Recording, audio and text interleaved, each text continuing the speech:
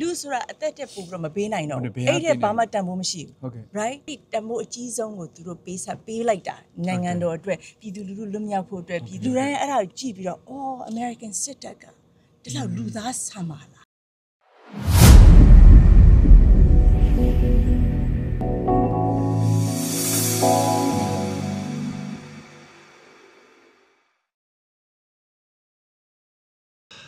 တရားကြီးကိုကြည့်ပြီးတော့နော်ဒီအမြောက်က तू အပေါ်ထောင်လာတာ तू အတိတ်ပဲရှိရတယ်အတိတ်ပဲရှိတယ်အဲ့ဒီဥစ္စာသူတို့ကဟိုနည်းပါ Arizona မှာကျသွားတဲ့ရဲဘော်တွေကိုအလေးပြုလာတာနောက်ပြီးအဲ့ဒီကြောင့်မလို့လေဒီသင်္ဘောကြီးอ่ะပေါ့နော်အဲ့ဒီကိုဥဆောင်ပြီးတော့သူတို့ရဲ့နေစဉ် watch you know overwatch သူတို့နေတိုင်းစောင့်ရှောက်ပေးနေတာစောင့်ရှောက်ပေးနေတဲ့ဥစ္စာအတိတ်ပဲနဲ့လုပ်ထားတာဒီ ship ကလေ freedom and justice ကိုစားပြုပဲเนาะဟုတ်တယ်အဲ့ဒီဥစ္စာ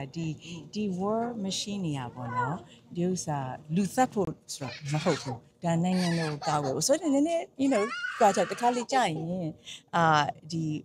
ဗါတယ်ကာကွယ်ရင်းနဲ့ပေါ့နော်မဖြစ်မနေတတ်ရတာရှိတယ်ဒါပေမဲ့သူတို့ရဲ့အဓိက mission က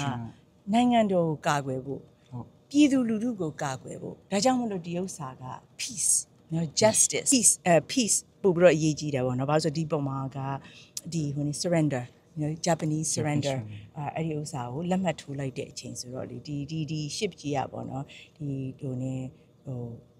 ဟိုနေပေါ့နော် represent လုပ်တာကဒီ peace end of World War II ဒါကြောင့်မို့လဲသူခုနပြောသွားသလိုပဲ Arizona ကနော်ဒုတိယကမ္ဘာစစ်မှာဟိုစလိုက်တာဒီ ship ကြီးကကြတော့ဆုံးလိုက်တာနော် yeah so bookend နော်ဟိုဘက်ကစတာဒီဘက်ကဆုံးတာဒီဘက်ကလည်းစလိုက်တာအကြာကြီးပဲနော်ဟို1941တကယ်ပြီးဖို့ကြတော့လေဘာမှမဟုတ်ဘူး23မိနစ်နဲ့ပြီးသွားတယ်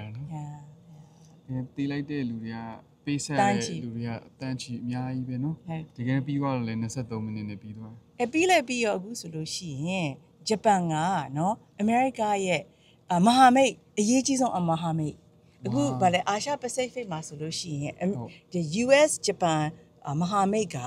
cornerstone အရေးကြီးဆုံး foundation တခုဆိုတော့လေ enemy to friend အဲ့လို enemy to friend လို့လုံနိုင်တာလေเนาะခုနဟိုဗာလဲ MacArthur ကဟိုခုနကပြောတယ်လို့မြေဒီဂျပန်တွေကဒီ surrender လာ sign လာပြီးတော့sign ထိုးတဲ့အခါမှာသူတို့ဂျပန်ကထင်တာသူတို့တော်နှိမ့်ဆက်မယ် punish လုပ်မယ်လို့သူတို့ထင်တယ်ဒါပေမဲ့ဟိုနေ့ကမကားတာတော့မပြောဘူးဒါပေမဲ့မကားတာပြောတို့တော့နိုင်တယ်နော်နိုင်တာတော့သူပြောတယ်ဒါပေမဲ့သူတို့အတွက်ကဒီဥစ္စာအခုဆိုလို့ရှင်ပြီးသွားပြီနောက်တစ်ဆင့်သွားရတော့မယ်အဲ့ဒီဥစ္စာနဲ့ပတ်သက်ပြီးတော့ဗောလေစစ်ဖြစ်နေတော့ကလည်းပြီးတဲ့အတိုင်းပဲခုနဒီ Missouri ရဲ့ captain ship captain ပေါ့နော် ship ရဲ့ captain ကနော် ship ရဲ့ commander ဟိုဒီ ship ကိုဒီ kamikaze plane နဲ့နော်လာပြီးတိုက်တဲ့အခါမှာသူ ship ကိုတော့ဟိုနေဘာမှမဖြစ်သွားဘူးဒါပေမဲ့အဲ့လေများပြတ်သွားတယ်အဲ့ပြတ်သွားပြီးတော့သူ့ရဲ့ body ကဟိုနေပါလေဒီ ship ရဲ့ deck မှာခါတယ်လာရောက်ပြီးတော့သူလည်းဆုံးသွားရှာတယ်အဲ့ဒီအချိန်မှာသူကသိတဲ့အတိုင်းပဲအဲ့ဒီအချိန်မှာလူတွေသိတာကဒီ American POW တွေ UK ဟိုနေ British POW တွေကဒီဂျပန်ရဲ့ POW camp တွေထဲမှာပေါ့နော် prisoner of war you know စစ်သုံးပန်းဒီမှာအရမ်းပဲညှင်းဆဲခံရတယ်သူတို့သိတယ်ဟုတ်တယ်ဒါပေမဲ့အဲ့လိုဖြစ်တဲ့အချိန်မှာနော် Captain Helen Callahan ကသူ့ရဲ့လူတွေကိုနားလည်စီခြင်းတို့ကလူဆန်တဲ့ yeah professional စစ်တပ် so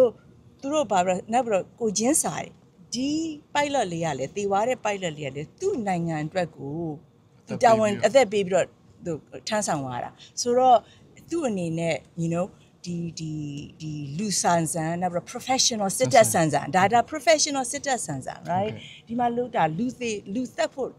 professional စစ်တပ်လုပ်တာမဟုတ်ဘူးနိုင်ငံတော်ကာကွယ်ဖို့နောက်ပြီး professional code of conduct you know လည်းရှိတယ်အဲ့ဒီဥစ္စာအသုံးချပြီးတော့သူလူတွေကိုနားလဲစေချင်လို့အဲ့ဒါကြောင့်မလို့ဒီကောင်လေးရဲ့အလောင်းကိုသူတို့မရတဲ့နီးနဲ့ American tradition ရပါတော့တယောက်ကြာသွားပြီဆိုရှင် American flag နဲ့ဗာလဲ wrap လုပ်ပြီးတော့သူတို့ berry လုပ်တယ်နော်မြုပ်တယ်အဲ့လားတွေပဲသူလုပ်ပေးခြင်းတဲ့ခါကျတော့တယောက်ယောက်ကဒီမရရတဲ့အစကိုလိုက်ရှာပြီးတော့ Japan flag နော် Japan အလံလေးကိုသူတို့ချုပ်ပေးလိုက်တယ်ချုပ်ပေးလိုက်ပြီးတော့အဲ့ဒီမှာနောက်နေ့ကျတော့ဒီကောင်လေးကိုဗာလဲအားလုံး Japan အလံပတ်ပြီးတော့ဗာလဲ honor နဲ့ပေါ့နော်သူတို့ဓာတ်ပုံမှာတွေ့ရပါလား salute တောင်းတယ်သူတို့အဲ့မှာ ဂန်းနေလည်းဖောက်ပေးတယ် ဂန်းနေလည်းဖောက်ပေးတယ်နောက်ပြီးတော့သူတို့ဗာလဲဟိုနည်းလဲအလေးလည်းပြုတယ်အလေးပြုပြီးတော့သူ့ကိုအတိမတ်ပြုတယ်ပေါ့နော်အတိမတ်ပြုတယ်ဆိုအဲ့ဒီဥစ္စာကို sea burial ပေါ့နော်မြုပ်ပေးလိုက်ရှာတယ်အဲ့ဒါကြောင့်မလို့ American ကိုလူတွေက you know အလေးစားတာ right အဲ့လိုမျိုးလုပ်လို့တကယ် professional စစ်တပ်ကလူသက်တဲ့ဥစ္စာအဓိကမဟုတ်ဘူးပြည်သူလူထုကိုကာကွယ်ဖို့နိုင်ငံတော်ကိုကာကွယ်ဖို့နိုင်ငံတော်ဂုဏ်သိက္ခာရှိအောင်လုပ်ဖို့ right အဲ့ဒါလုပ်လိုက်အတွက်ဘလောက်ဂုဏ်သိက္ခာ American တက်သွားလဲလူတိုင်းအဲ့ဒါကိုကြည့်ပြီးတော့အော် American စစ်တပ်ကဒီလောက်လူသားဆံပါလားဟုတ်တယ်ဆိုဂုဏ်သိက္ခာဘလောက်တက်လဲစစ်တပ်ဆိုရင် American စစ်တပ်ဆိုရင် Marine တို့ Army တို့အကုန်လုံးနော်နိုင်ငံတကာမှာသွားတော့အများနဲ့ဂုဏ်ရှိရတယ်ဂုဏ်ရှိတယ်သူလမ်းလျှောက်တာဆိုမတူဘူးသူကအရင် confidence ရှိတယ် yeah ဘာလို့ဆိုဒီလိုမျိုးတွေရှိနေတယ်ဟုတ်တယ်နော်အရှိမတာရကကောင်းနေရှိတော့ဒါတွေကကိုလုတ်တိုက်တဲ့အရာမိသွားမယ်လို့မထင်နဲ့ဒါအချိန်တန်ပြန်ပေါ်လာမှာပဲအဲ့တော့ကိုကဂုဏ်သိက္ခာရှိလုတ်တယ်ဆိုရင်ဒါအချိန်တိုင်းဒါ timeless ပေါ့နော်အမြဲတမ်း timeless ဖြစ်နေမှာပဲပေါ့နော်ဆိုတော့ကျွန်တော်တို့လုပ်နေတဲ့ action တွေအကုန်လုံးကျွန်တော်တို့ဟိုရဲဘော်တွေရဲ့ action တွေအကုန်လုံးကအရေးကြီးတယ်ကျွန်တော်တို့အပြောင်းလဲကိုသွားနေရဖြစ်တဲ့အတွက်နော်တခြားလူတွေကဟိုလူမဆန်တဲ့ရုပ်မာတဲ့လုပ်ရက်တွေလုပ်ပြီးမဲ့ကျွန်တော်တို့တွေကဒါကိုပြောင်းလဲခြင်းနဲ့စိတ်နဲ့ကျွန်တော်တို့တွေကဟိုအဲ့လို like ပြီးတော့မလုပ်ပဲနဲ့ဒါအပြောင်းလဲတစ်ခုအဲ့လို like မလုပ်ဘူးဆိုရင်ဒါကျွန်တော်တို့လိုချင်တဲ့အပြောင်းလဲကျွန်တော်သွားနေရပါတော့နော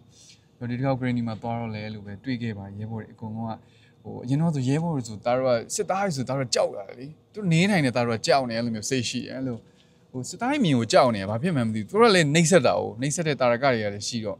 ့ကြောက်ရတာပေါ့ဒါပေမဲ့အခု PDF တွေကကိုကတော့တွေ့ရတဲ့အချိန်မှာလေသူတို့ကအဲ့လိုဟိုတားဖန်တွေရောပါတယ်အဲ့လိုမျိုးဆိုတော့လေအကုန်လုံးအစုံပဲနေပဲအစုံပြီးတော့အရင်လဲဟိုသူတို့ကကွာ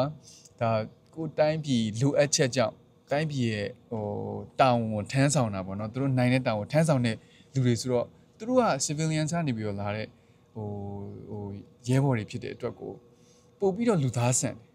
အဲ့တော့တားတို့ဆိုရင် gate တွေဖြတ်တယ်ဆိုလဲသူအလေးပြုတယ်တေချာနှုတ်ဆက်တယ်ဘယ်သွားမှလဲတေချာမေးတယ်အဲ့လိုမျိုးပေါ့နော်ဟိုလိုမျိုးတင်မလားတနက်ကိုကင်ပြီးတော့ပတ်စံညစ်တာတော့ဘာလို့မျိုးမလုပ်ဘူးပေါ့ဆိုတော့ဟိုပြောင်းလဲမှုတားတို့လိုချင်တဲ့ပြောင်းလဲမှုကအနောက်မှာဖြစ်နေပြီပေါ့နော်ရဲဘော်တွေကဆိုစိတ်သက်တွေကဆိုအဲ့လိုပြောင်းလဲနေပြီဆိုတော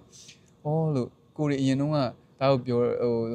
ဟိုကိုချစ်ရတဲ့စစ်သားပေါ့နော်ကို protect လုပ်နေရဆိုတဲ့လုံခြုံမှုပေါ့နော်ခံစားရတဲ့ခံစားချက်ကအခု icon သွားတဲ့အချိန်မှာရဲဘော်တွေနဲ့တွေ့တော့မှခံစားရတယ်ပေါ့နော်အဲ့တော့တားတို့ဘက်ကဘာလုပ်ပေးရမှာလဲဆိုတော့အခု American တွေလို့ပေါ့နော်တားတို့နိုင်ငံမှာလဲခုနဆိုတားတို့သွားကြည့်ရဲ့ကြာဆုံးသွားတဲ့လူတွေပေါ့နော်ကြာဆုံးသွားတဲ့လူတွေကိုလည်းOklahoma ကြာဆုံးသွားတဲ့လူတွေကိုလည်းတားတို့ကအမြင်နဲ့ဟိုသူတို့လည်းအဲ့လိုမျိုးပေါ့ memorial လာမျိုးတွေအမြင်နဲ့ဂုဏ်ပြုပေးရမယ်ပေါ့နော်ပြီးတော့လည်းဟိုသူကျန်ခဲ့တဲ့မိသားစုတွေတားတို့နော်ဟို veterans တွေလည်းနောက်ပိုင်းပေါ့နော် veterans တွေလည်းတားတို့ဒီလိုမျိုးပဲ American လိုပဲထပ်ပြီးအတိမတ်ပြူတာတော့ဘာလုပ်ရမလဲပေါ့နော်ဒါတို့ဆက်ပြီးတော့ပေါ့နော်ဒီမှာဆိုရင်အဲ့လိုဟိုအနည်း retire ဆိုရင် veteran ဖြစ်သွားတော့ဒီဘက်မှာအများကြီး benefits တွေအများကြီးရနော် benefit တွေရှိတယ်ဟုတ်တယ်တော့ဘယ်တော့ဟိုဟာ percentage လေး short ပေးတယ်ပြီးတော့ဦးစားပေးခံရတယ် discount တွေပေးတယ်ဦးစားပေးခံရတယ်အဲ့လိုမျိုး basketball game တို့ဘာတခုသွားရဲဆိုရင်နော် veterans တွေအကုန်လုံးအမြင်တမ်းပြောတယ်နော်ဟုတ်တယ်ထားခိုင်းတယ်ထားခိုင်းပြီးတော့သူတို့အကုန်ပြူတယ် yes ဘာလို့လဲဆိုတော့အန်ဒီတို့ကဒ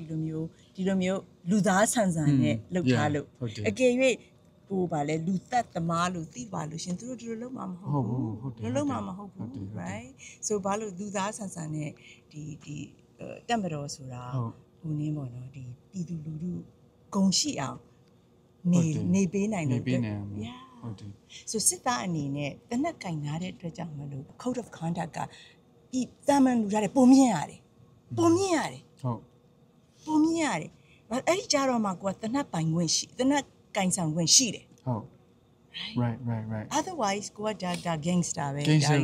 gangster တနက်နဲ့အဲ့လိုဖြင်းနေတာဆို gangster ပဲလေအဲ့လိုမျိုးကျွန်တော်လည်းမလိုချင်ဘူးအဲ့လိုမလိုချင်လို့လေအပြောင်းလဲကိုဒါတော့လုပ်နေဟုတ်တယ်အဲ့မြင်တော့ PDF တွေကိုဒါရဟို PDF တွေဆိုတဲ့အချိန်မှာဒါတော့အကုန်လုံးရည်ညွှန်းခြင်းတယ်ပေါ့နော်အကုန်လုံး local PDF အကုန်လုံးပေါ့နော်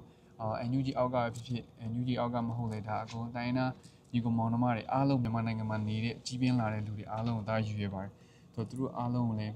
အတိမပြုတ်ခြင်းနဲ့ပေါ့နော်ပြီးတော့သူတို့ကဒီမနေ့ကပြောလို့ပဲ ultimate sacrifice လုပ်ထားတာလူဆိုတာအသက်တက်ပို့ပြီးတော့မပေးနိုင်တော့အဲ့ဒီဘာမှတန်ဖိုးမရှိဘူး right အသက်ကတန်ဖိုးအရှိဆုံးပဲလူတယောက်အတွက်ကဆိုအဲ့ဒီတန်ဖိုးအကြီးဆုံးကိုသူတို့ပေးလိုက်တာနိုင်ငံတော်အတွက်ပြည်သူလူထုလွတ်မြောက်ဖို့အတွက်ပြည်သူလူထု liberty ရဖို့ပြည်သူလူထု you know တိုးတက်ဖို့အတွက်သူတို့ပေးလိုက်တာဆိုတော့လေအဲ့ဒါကြောင့်မှလို့အခုဆိုကြည့်ဒီမှာအလေးပြုနေတယ်သူတို့အားလုံး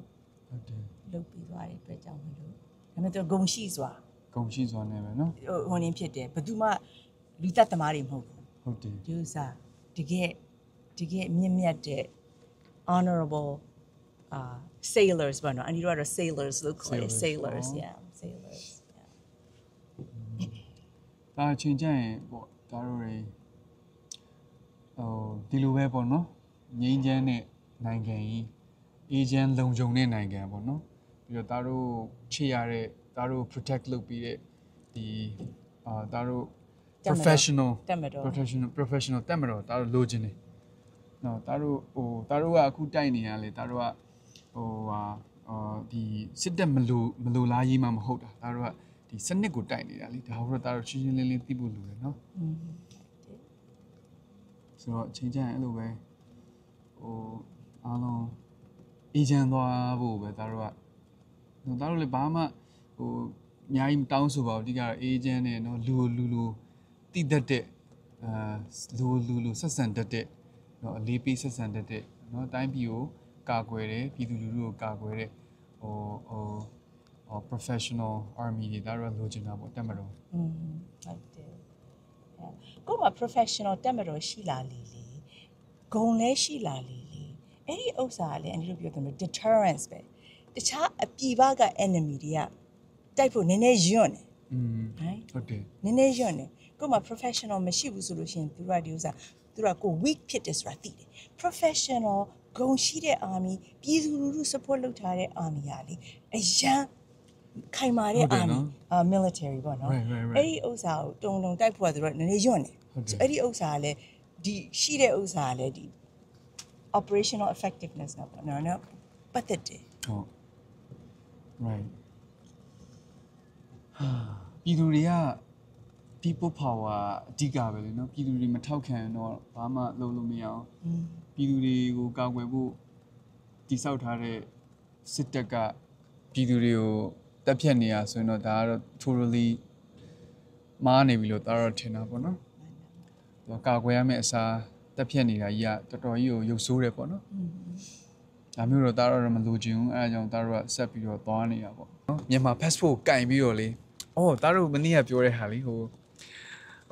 မြန်မာတွေကဒါတို့တွေကစီစီလုံးလုံးနဲ့ဒါတို့ဒီတိုက်ပွဲကိုဒါတို့ပြည်သူတွေအားလုံးစုစုစည်းစည်းနဲ့